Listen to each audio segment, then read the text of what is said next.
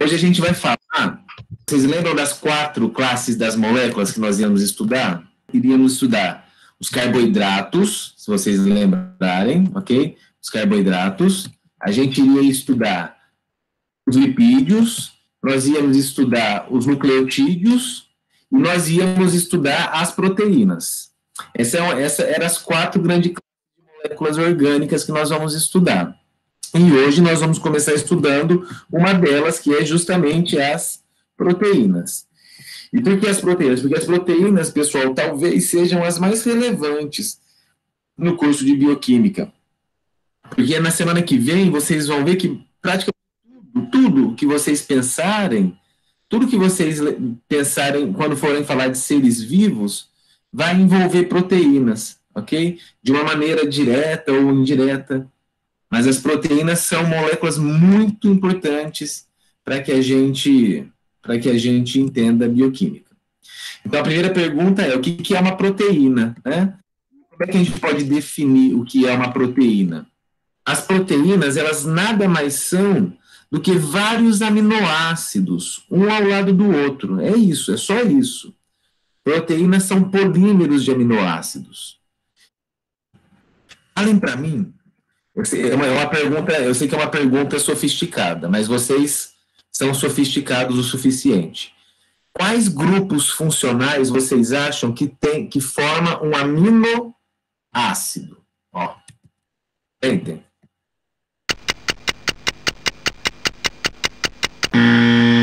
Um aminoácido significa um grupo amina, ok? Um grupo amina e um grupo carboxila.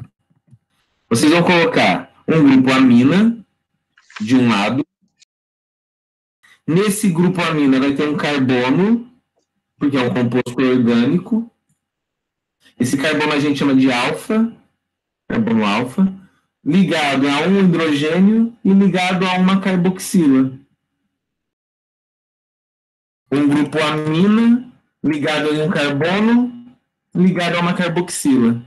Claro que o carbono precisa fazer 4 ligações, e a única coisa que muda nos aminoácidos, pessoal, é esse R, tá? A única coisa que vai mudar é esse R que a gente chama de cadeia lateral ou cadeia variante. Pronto, então o que a gente vai falar hoje é sobre esse R, só isso.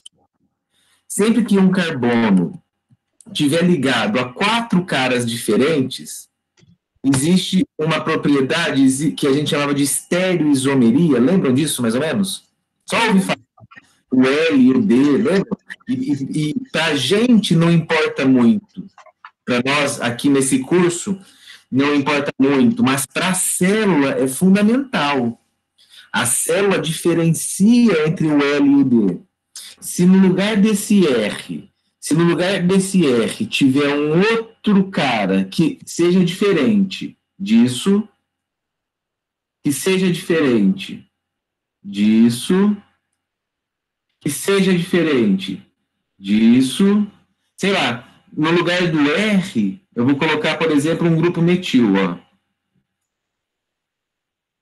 Vocês concordam que se no lugar do R for um CH3, eu vou ter um carbono quiral nesse caso? Vocês entendem isso? Que aí eu vou ter um carbono assimétrico? Porque vai estar ligado em 4 caras diferentes. Então, eu já vou adiantar para vocês. Dos 20 aminoácidos que nós vamos falar, só um deles não apresenta carbono quiral. Só um. Os outros todos podem existir na forma L e na forma D. Porém, em nós, eucariontes, nos animais, nas plantas, todos os aminoácidos, ou praticamente todos, vão estar sempre na forma L. Tá bom? Todos vão estar na sua forma L. Isso é legal. Isso é legal, porque nas bactérias, por exemplo, tem proteínas, tem aminoácidos na forma D. Nos DNAs desse mundão afora, das pessoas, das plantas, das bactérias, dos fungos, existe a instrução para fazer 20 aminoácidos. 20 bloquinhos.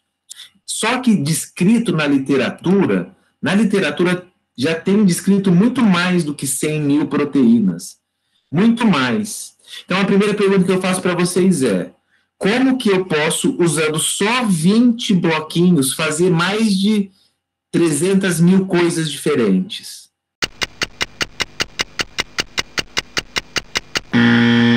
Primeira coisa, que é simples a gente pensar. As proteínas podem ter uma quantidade de aminoácidos distintos. Nesse nosso exemplo, tem a insulina, o hormônio de crescimento e a hemoglobina, se vocês olharem.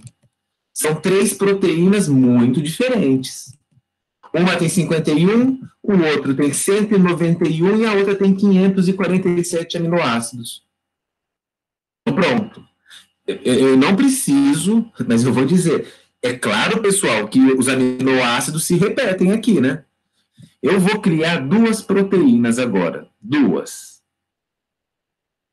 E vou falar assim: as 2 têm 5 aminoácidos. As 2 têm 5 aminoácidos. Eu posso ter certeza de que elas são as mesmas? Depende de quais aminoácidos são. Vocês concordam? Depende de quais. Com 20 bloquinhos, eu já comecei a fazer um monte de coisa diferente. Então, as proteínas, elas variam no número e nos tipos. Mesmo eu tendo os mesmos aminoácidos e a mesma quantidade, nem sempre essas proteínas são iguais. A sequência dos aminoácidos é muito importante. Muito importante. Então, olha que legal. Os mesmos 20 que fazem a bactéria que causa a pneumonia formam os mesmos 20 que compõem o COVID, que compõem o SARS-CoV-2, são os mesmos. Olha que coisa linda. É claro que eles estão arranjados de forma diferente. E aqui, claro, não dá para vocês verem muito, mas esses são os 20 aminoácidos que nós vamos falar daqui a pouquinho. Depois eu volto neles. Esses 20 aminoácidos, eu posso chamá-los pelos nomes deles. Então, eu posso me referir aos aminoácidos pelo nome, como, por exemplo, alanina, ou posso usar 3 letrinhas, ALA, para alanina. Ou ainda, se eu for mais econômico, eu posso usar só uma letra. E nesse caso, não tem problema, né? Porque o nosso alfabeto tem mais do que 20 letras, então só existem 20 aminoácidos, nunca vai se repetir. E agora, olhem para a segunda e terceira coluna. Quem que apareceu ali de novo? Eu sei que vocês vão falar, não é possível. Nosso amigo pKa. Pessoal, veja se vocês entendem o que eu vou dizer. Ó, a gente, quando falar de aminoácidos, eu posso tratar esses 2 grupos aqui de formas isoladas. Eu vou pegar primeiro a carboxila, tá? Eu vou fazer ela sozinha, ó. Ela pode existir assim, ou ela pode existir assim, ó. Tá ruim para ver, mas vocês conseguem perceber a diferença? Um tá na forma de ácido e o outro tá na forma de sal, que a gente chamou de sal. Lembram disso? Ácido e sal, beleza. Agora, olha o grupo amina. O grupo amina é a mesma coisa. Ele pode existir numa forma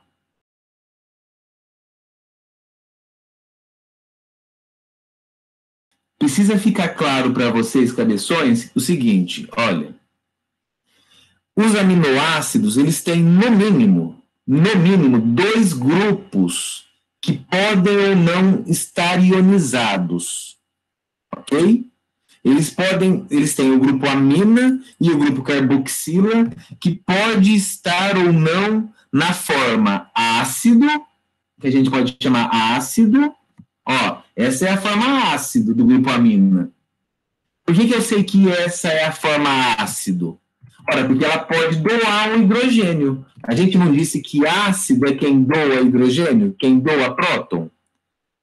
Quem é que vai me dizer qual é a forma do aminoácido? É o amigo pKa. E aqui eu vou arredondar para vocês, para ajudar a vida de vocês.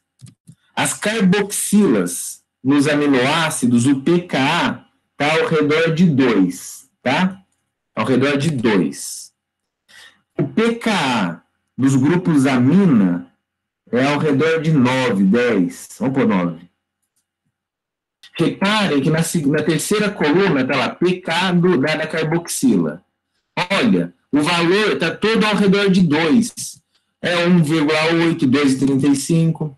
Olha o valor do pKa dos grupos amina, do NH3+.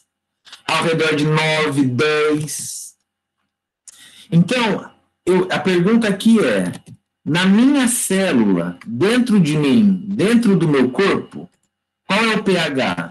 Qual é o pH do meu sangue? Qual é o pH da minha célula? 7,4, nesse valor, pensando no grupo carboxila, pensando na carboxila, que o pKa é 2, significa dizer o quê? Que no pH da minha célula, todos os grupos carboxila estão na sua forma ionizada. Porque no valor de... Lembrem da equação de Henderson e Hasselbalch, tá? A relação sal e ácido. É só vocês colocarem, pensar, o pH é 7,4 e o pKa é 2. Qual dos dois eu vou ter mais, o sal ou o ácido? No caso da carboxila, eu vou ter muito mais da forma sal, ionizada. E o grupo amina? O grupo amina, o pKa é 9. E o meu pH é 7,4. Significa dizer que dentro das células, os aminoácidos, o grupo amina, está na sua forma protonada, na sua forma ácida. De tal forma que o que acontece? Se vocês olharem para esse slide, olhem o azulzinho, o que está em azul. É um aminoácido com um grupo amina com carga positiva e o grupo carboxila com carga negativa. Qual é a carga final dos aminoácidos? Olhando esses dois grupos, eu falo que esses aminoácidos são neutros, não tem carga. Só que nesse caso, se vocês olharem, como tem dois pKas, pKa1 e pKa2, eu vou ter dois momentos na curva em que ela se achata. Aqui embaixo, próximo do pH de 2, e aqui em cima, próximo do pH de 10. Que é justamente os valores do pKa desses grupos. Mas depois a gente fala mais sobre eles.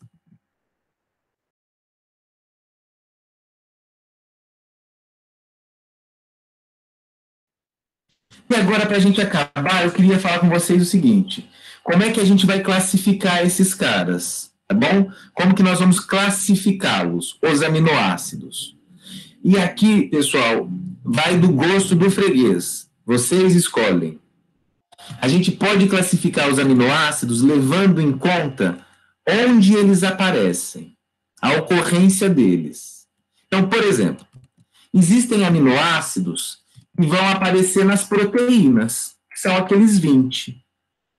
Os aminoácidos que aparecem nas proteínas, que o DNA tem a receita para fazer, eu chamo de aminoácidos primários ou proteicos.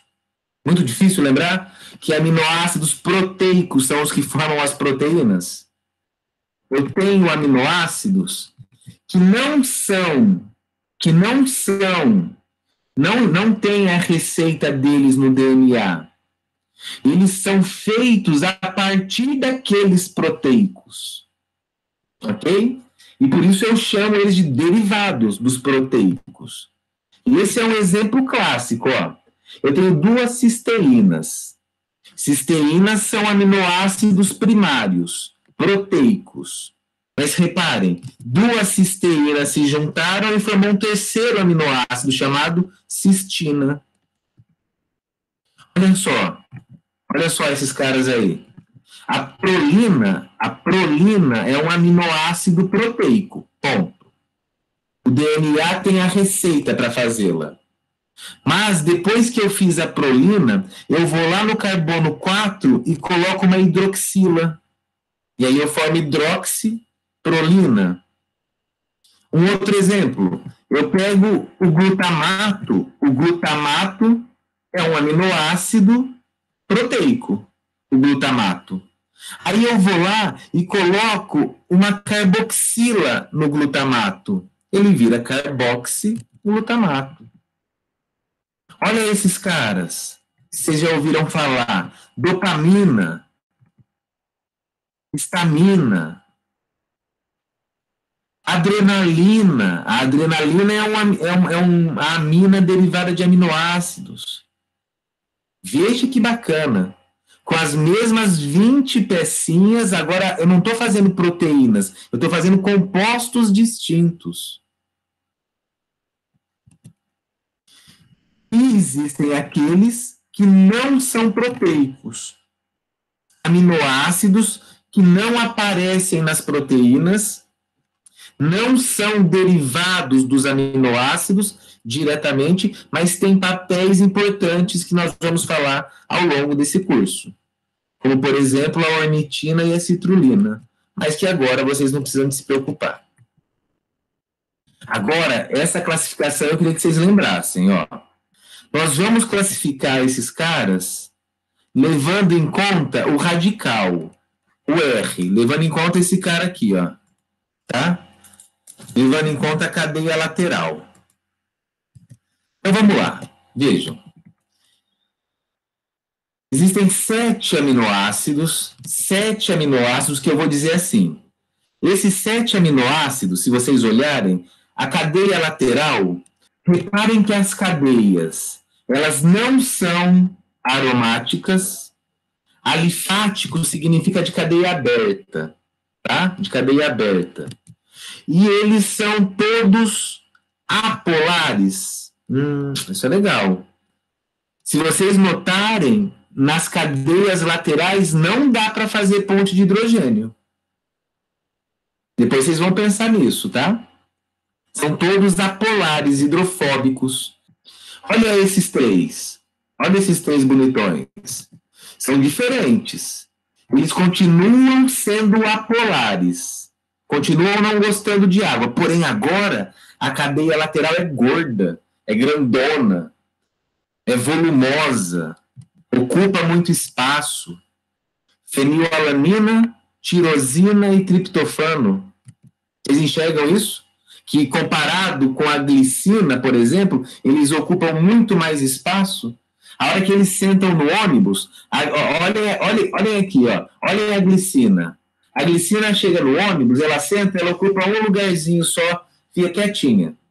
Só não pode estar ao redor dela a água, que ela não gosta muito. Quando esses caras aqui chegam para sentar no ônibus, eles ocupam 3 cadeiras. Eles sentam e ficam lá todos esparramados.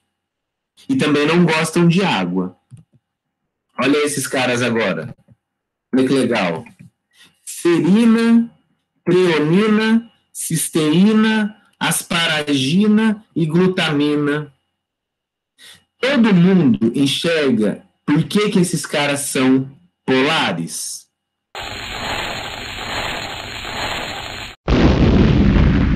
Esses caras, eles não têm carga. Eles continuam sendo neutros. Mas se vocês notarem, todos eles, a serina e a treonina, tá vendo esse OH? O OH pode fazer pontes de hidrogênio. A sulfidrila da cisteína, o oxigênio e o enxofre, eles são primos, eles estão na mesma família na tabela periódica. Significa dizer que o SH também faz ponte de hidrogênio. A asparagina e a glutamina, esse NH2 que está na cadeia lateral, também faz ponte de hidrogênio. Então, por isso que esses caras interagem com a água. A gente já viu 15. Faltam 5. Veja, esses 3, eu chamo eles, tá? Isso não vai ter em nenhum livro. Mas eu gosto de falar assim porque eu lembro. Eu chamo eles de aminoácidos. Por que eu chamo eles de aminoácidos? Porque na cadeia lateral deles, eles têm um grupo amina a mais. Então, por isso eu lembro. Aminoácidos. Nos livros, eles vão ser chamados de aminoácidos básicos ou aminoácidos carregados positivamente. E os últimos dois são aqueles caras que eu gosto de chamar de carboxiaminoácidos. Por que carboxi? Porque o que eles têm a mais? Uma carboxila. Pronto. Ácido glutâmico, ácido aspartico. Mas, na vida de vocês não vão falar ácido glutâmico e ácido aspartico. Vocês vão trocar o ito pelo ato. Lembra do bico do pato? Vocês vão trocar o ico pelo ato. O ácido aspartico vocês vão chamar de aspartato. O ácido glutâmico vocês vão chamar de glutamato. Então, esses são os 20 aminoácidos. O que vocês vão lembrar? Que existem aminoácidos que não se dão bem com a água. Os apolares de cadeia pequenininha.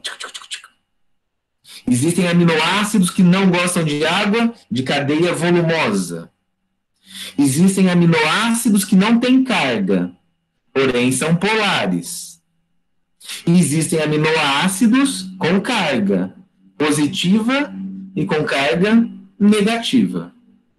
Mas mais legal, pessoal, pensem na hora que eu colocar esses caras perto um do outro. O que vocês acham que vai acontecer? A hora que eu colocar o glutamato, que tem carga negativa, perto da arginina, que tem carga positiva. O que será que acontece? Eles vão se atrair. E a hora que eu colocar o glutamato perto do aspartato, o que vai acontecer? Eles vão... Isso.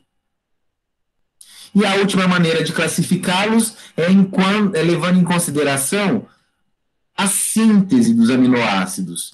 Em outras palavras, vejam se faz sentido o que eu vou dizer. Ó, embora no DNA dos seres vivos exista a instrução, tem a receita para fazer esses 20 que nós falamos, nem todos os 20 são produzidos dentro do nosso corpo, de ser humano. O cachorro também não produz os 20. O elefante não produz os 20. Ora, mas se esses 20 eles estão dentro de mim, como é que eles estão dentro de mim se não fui eu que fiz? A única maneira, gente, que as coisas têm como estar dentro de você são duas. Ou você fez, ou você comeu. Claro que tem outras formas de entrar.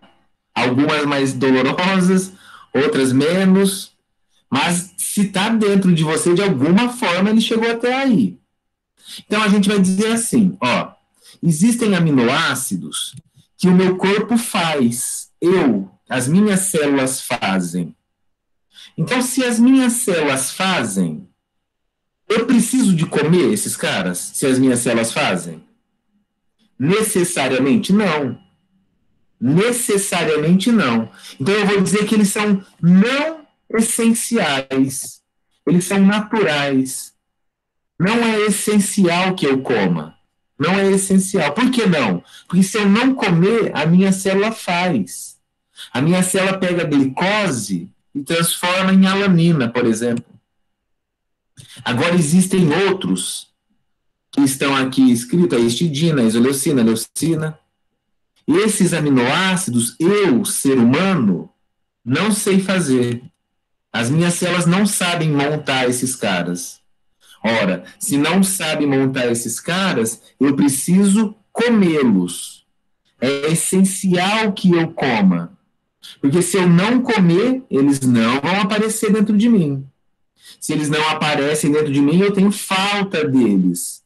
Sem os aminoácidos, eu não tenho proteínas. Sem proteínas, eu não sou nada. É uma outra maneira de classificá-los, sendo essenciais ou não essenciais. Agora, onde é que eu consigo? Onde é que eu consigo todos esses 20? É para aí. Carne, peixe, ovo, leite, Esses alimentos, em relação aos aminoácidos, são chamados alimentos completos. Porque todos esses alimentos, eles são ricos em todos os 20 aminoácidos. Então, uma pessoa que tem acesso à carne, uma pessoa que tem acesso a derivados de leite, uma pessoa que de vez em quando come um bolinho e no bolo foi ovo, essas pessoas que têm acesso a esses alimentos dificilmente vão ter deficiência de proteínas. E alguém vai dizer, mas então não existe deficiência de proteínas? Infelizmente, existe. Se vocês subirem o país de vocês, forem para o norte, para o nordeste, tem pessoas ali, gente, que não comem carne, que a alimentação deles é a base de farinha. É uma coisa maluca isso, é uma coisa maluca. Bom, resumindo, o que é que nós vimos hoje? Nós vimos o que são proteínas. O que são proteínas? Proteínas são um monte de aminoácidos, um monte. De 3 até 5 mil. Isso são proteínas.